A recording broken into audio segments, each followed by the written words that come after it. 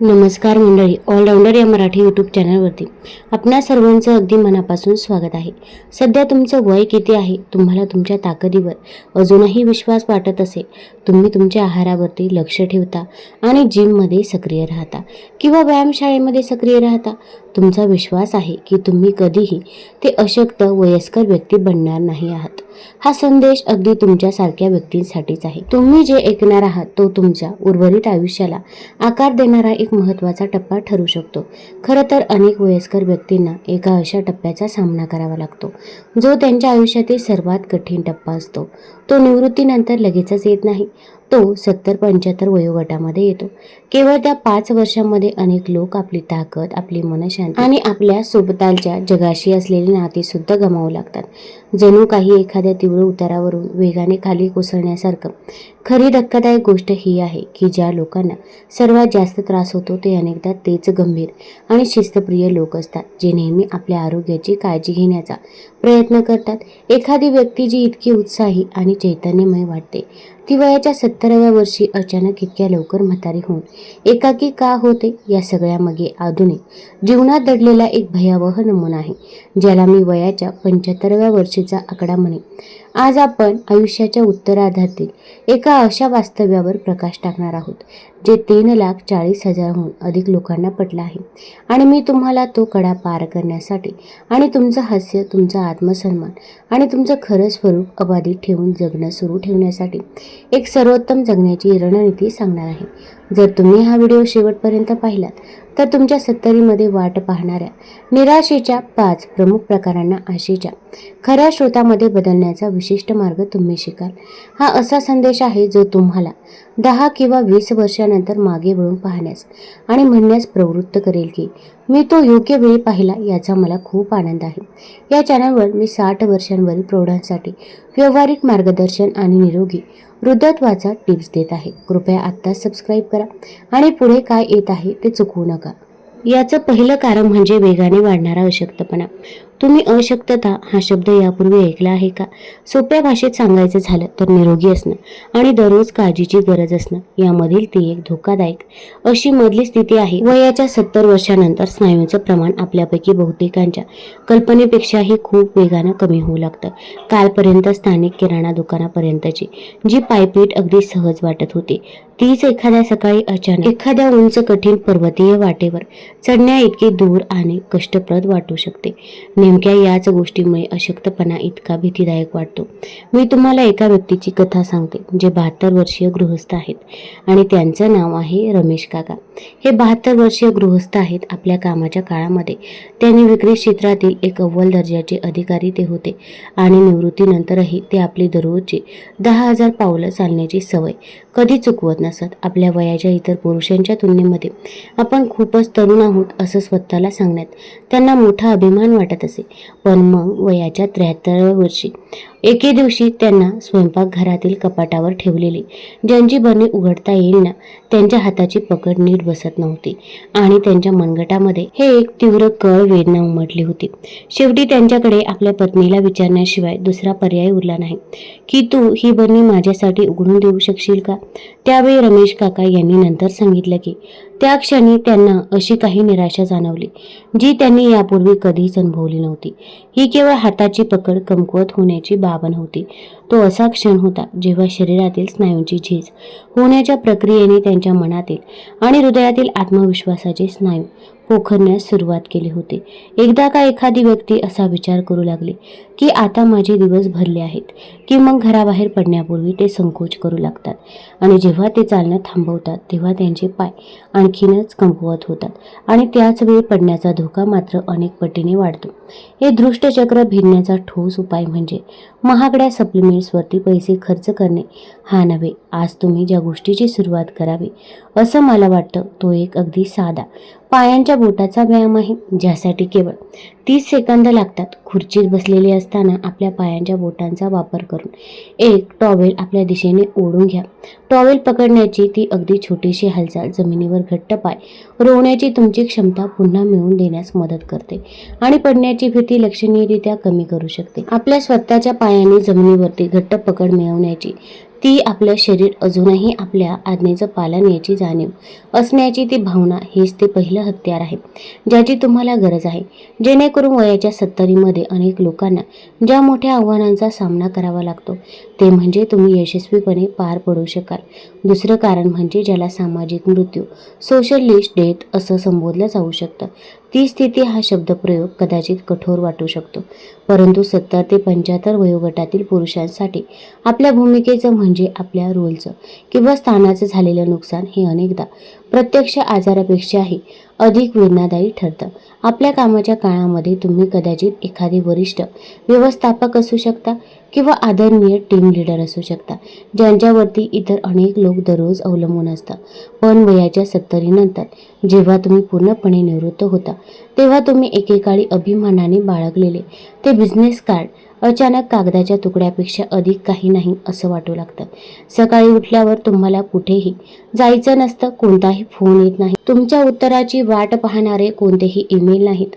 समाजाला आता आपली गरज नाही ही भावना तुमच्या जगण्याचा उद्देश हळूहळू नष्ट करू शकते आणि या प्रकारचा एकटेपणा मेंदूला गंभीर नुकसान पोहोचवतो. हार्वर्ड मेडिकल स्कूलच्या संस्थांकडून अनेकदा अद्भुत केले जाणारे संशोधन असे सूचित करते की दीर्घकाळच्या एकटेपणाचा आरोग्यावरील परिणाम दिवसाला 15 सिगारेट ओढण्यासारखा असू शकतो.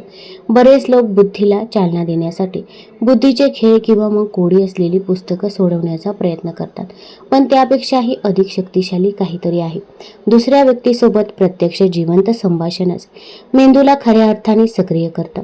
आजचा दिवस खूप सुंदर आहे यासारख्या साध्या संवादानेही मेंदू सक्रिय होतो, किंवा ते जॅकेट खूप छान दिसते असे उद्गार मेंदूच्या अनेक भागांना त्वरित उत्तेजित करू शकतात. खरं तर केवळ मानसिक व्यायामावर 1 तास घालवण्यापेक्षा कोणासोबत तरी फक्त 5 मिनिटे हसणं हे बौद्धिक चिंता रोखण्यासाठी अधिक प्रभावी ठरू शकतं. कोणतेही पद किंवा स्थान नसतानाही स्वतःचं मूल्य ओळखायला शिकणं ही जगण्याची दुसरी अत्यावश्यक रणनीती आहे. एखाद्या लहान शहरातील स्थानिक स्वयंसेवक गट असो किंवा मग एखादा अनौपचारिक छंद क्लब असो, त्यांना काही फरक पडत नाही. महत्त्वाचं हे आहे की तुम्हाला अशी जागा मिळावी जिथे तुम्ही एक माजी कार्यकारी अधिकारी म्हणून नव्हे, तर केवळ एक माणूस म्हणून योगदान देऊ शकाल, ज्याच्याकडे अजूनही काहीतरी अर्थपूर्ण देण्यासारखं आहे. तिसरं कारण म्हणजे मैत्रीचे हळूहळू नाहीसं होणं. एकदा तुम्ही 70मध्ये प्रवेश केला की तुमच्या आजूबाजूला निरोप अधिक वेळा घेतला जाऊ शकतो.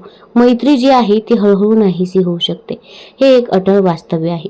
गेल्या आठवड्यामध्ये मुंबईमध्ये ज्या मित्रासोबत तुम्ही खेळत होता, तो अचानक रुग्णालयामध्ये दाखल होतो आणि मग दर आठवड्याला भेटणारा तो जवळचा सोबती अनपेक्षितपणे मरण पाहू शकतो. एकेकाळी नित्याचे वाटणारे पुढच्या आठवड्यात भेटू हे अनौपचारिक संबोधन जे आहे ते कोणत्याही सूचनेशिवाय अंतिम निरोपामध्ये सुद्धा बदलू शकतं. 70च्या दशकाला आयुष्यातील सर्वात भावनिकदृष्ट्या कठीण टप्पा का म्हटलं जातं, त्यामागील हे एक मुख्य कारण आहे. जसं जसं तुमचं मित्रमंडळ लहान होत जातं तसतसं तुमचं जग अधिक लहान आणि अधिक एकाकी वाटू लागतं. पण ही हार मानण्याची वेळ नाही. लाखो हजारो अधिक लोकांना पटलेला उपाय म्हणजे गमावलेल्या मित्रांची जागा नवीन घनिष्ठ नात्यांनी भरून काढण्याचा प्रयत्न करणं नव्हे. तुम्हाला खऱ्या अर्थाने गरज आहे ती अधिक व्याप, हलक्या फुलक्या आणि अधिक निवांत नात्यांची.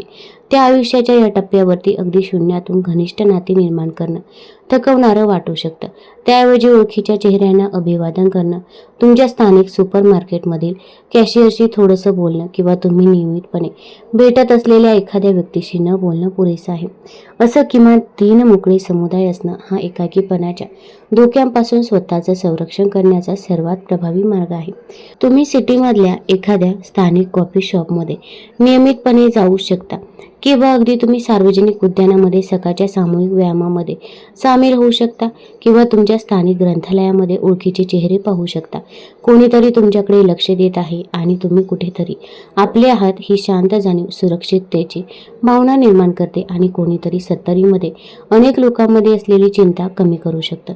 जर तुम्ही अजूनही हा व्हिडिओ पाहत असाल आणि हो, मी जे सांगत आहे ते तुम्हाला खरोखरच उपयुक्त वाटत असेल तर कृपया कमेंट बॉक्समध्ये तुमचं वय काय आहे आणि तुम्ही हा व्हिडिओ कुठून बघत आहात हे नक्की सांगा. मी ज्या विषयावरती चर्चा करत आहे त्याबद्दल तुम्हाला काही अनुभव आहे का? तुमचे काही शब्द सुद्धा माझ्यासाठी खूप महत्त्वाचे आहे आणि ते माझ्यासाठी प्रेरणाच देत आहे. जर तुम्ही अजूनही चॅनलला सबस्क्राईब केलं नसेल तर कृपया आता सबस्क्राईब बटनवरती प्रेस करा आणि नोटिफिकेशन सुद्धा चालू करा. आता पुढे जाऊया. चौथं कारण म्हणजे काळजी घेण्याची मर्यादा. हे एक असं वास्तव्य आहे जे अनेक लोक टाळायला प्राधान्य देतात, पण आपल्याला त्याचा प्रामाणिकपणे सामना करणं आवश्यक आहे. वयाच्या 70 ते 75 वर्षांच्या दरम्यान केवळ तुमचे स्वतःचं आरोग्य बदलू लागत नाही, तर तो काळ असा असतो जेव्हा अनेकदा जोडीदाराची काळजी घेण्यास सुरुवात होते. याला ज्येष्ठ नागरिकांची काळजी घेणं असंही म्हणतात. अनेक समर्पित जोडीदारांचा असा विश्वास असतो की त्यांनी आपल्या प्रिय व्यक्तीला कधीही दुसऱ्या कोणावरही सोपवू नये आणि खरं प्रेम म्हणजे शेवटपर्यंत सर्व काही एकट्याने सांभाळणं असे असंख्य प्रामाणिक आणि जबाबदारी लोक असतात जे हा संपूर्ण भार एकट्यानेच उचलतात. पण मी हे स्पष्टपणे सांगेन की विश्वास तो कितीही उदात्त वाटत असला तरी सुद्धा तुम्हा दोघांनाही सर्वात वाईट परिणामाकडे नेऊ शकतो. एका ठिकाणी हिवाळ्यामध्ये बाथरूमच्या थंड फरशीवरती घसरून पाठीला दुखापत झालेल्या विजू काकांच्या माणसाप्रमाणे सहनशक्तीची मर्यादा जी आहे ती अनेकदा अचानक आणि कोणत्याही सूचनेशिवाय त्यांना पाठीला दुखापत झालेले जे विजू काका आहेत तर त्यांना अचानक कोणत्याही सूचनेशिवाय हे झालं. यावरचा उपाय सोपा पण प्रभावी आहे. आताच तुमचा फोन काढा आणि एरिया एजन्सी ऑन एजिंग हे नाव सेव्ह करा. या संस्था संपूर्ण विश्वसनीय सल्ला केंद्र म्हणून कार्यरत आहे, ज्या ज्येष्ठ नागरिक आणि त्यांच्या कुटुंबांना आधार देतात. जरी तुम्हाला अजून पूर्ण वेळ देखभालीची गरज नसली तरी मला अलीकडे थोडी काळजी वाटत आहे असं म्हणून संभाषण सुरू करणं पुरेसं आहे. व्यावसायिकांवर अवलंबून राहणं हा तुमच्या कुटुंबाचा विश्वासघात नाही, किंबहुना व्यावसायिक मदतीचा वापर कसा करायचा हे शिकणं हे आधुनिक जीवनातील शहाणपणाचा सर्वात महत्त्वाच्या प्रकारांपैकी एक आहे. मदत मागणं हे दुर्बलपणा किंवा लाजिरवाणेपणा नाही. तुम्ही ज्या व्यक्तीवर प्रेम करता तिचं खऱ्या अर्थाने संरक्षण करण्यासाठी तुमच्याकडे असलेल्या सर्वात प्रभावी धोरणांपैकी हे एक आहे. आणि पाचवं कारण म्हणजे डिजिटल एकाकीपणा. आजच्या जगामध्ये जवळजवळ सर्व माहिती इंटरनेट आणि स्मार्टफोनमध्ये साठलेली असते. सरकारी सेवा, पैशांची बचत करणाऱ्या विविध ऑफर्स आणि सर्वात महत्त्वाचं म्हणजे इतर लोकांशी जोडलेले राहण्याचे मार्ग, या सर्व गोष्टी तिथे उपलब्ध आहेत. कदाचित तुम्हाला असं वाटेल की तुमचा जुना फ्लिप फोन तुमच्यासाठी पुरेसा आहे किंवा स्मार्टफोन वापरणं खूपच गुंतागुंतीचं आणि नाहक त्रासदायक आहे, परंतु हीच मानसिकता तुम्हाला नकळतपणे त्या माहितीच्या प्रवाहाबरोबर अडकून ठेवू शकते, ज्या माहितीच्या जोरावरच आजचा समाज जीवन गतिमान राहतं. जेव्हा कॅलिफोर्नियासारख्या एखाद्या भागामध्ये एखादी नैसर्गिक आपत्ती ओढवते आणि जेव्हा तुमची प्रकृती अचानक बिघडते, तेव्हा स्मार्टफोन कसा वापरायचा हे माहीत असणं ही केवळ सोय उरत नाही, तर ती अत्यावश्यक गरजही बनत असते. हे आता असं एक कौशल्य बनलं आहे जे तुमच्या सुरक्षिततेवर आणि तुमच्या आयुष्यावर थेट परिणाम करू शकतं. पण यात एक आनंदाची बातमी अशी आहे की तुम्हाला प्रत्येक वैशिष्ट्यामध्ये पारंगत होण्याची आणि काही गुंतागुंतीची शिकण्याची गरज नाही. तुम्हाला फक्त 2 साध्या गोष्टींची सवय करायची आहे. पहिली गोष्ट म्हणजे मेसेजिंग ॲपद्वारे फोटो पाठवणं आणि दुसरी गोष्ट म्हणजे व्हॉइस इनपुटचा म्हणजे आवाजाद्वारे मजकूर लिहिण्याच्या सुविधेचा वापर करणं. जर टायपिंग करणं तुम्हाला त्रासदायक वाटत असेल तर फक्त तुमच्या फोनशी बोलायचं आहे. तुम्ही असं म्हणू शकता, आज हवामान खूप सुंदर आहे म्हणून मी फिरायला गेलो होतो, आणि रस्त्याच्या कडेने चालताना तुम्हाला दिसलेल्या एखाद्या फुलाचा फोटो काढून तुमच्या मुलाला किंवा मुलीला तुम्ही पाठवू शकता. ती एक छोटीशी कृती तुमच्या कुटुंबाशी पुन्हा जोडू शकते आणि तुम्हाला एकाकीपणातून बाहेर काढू शकते.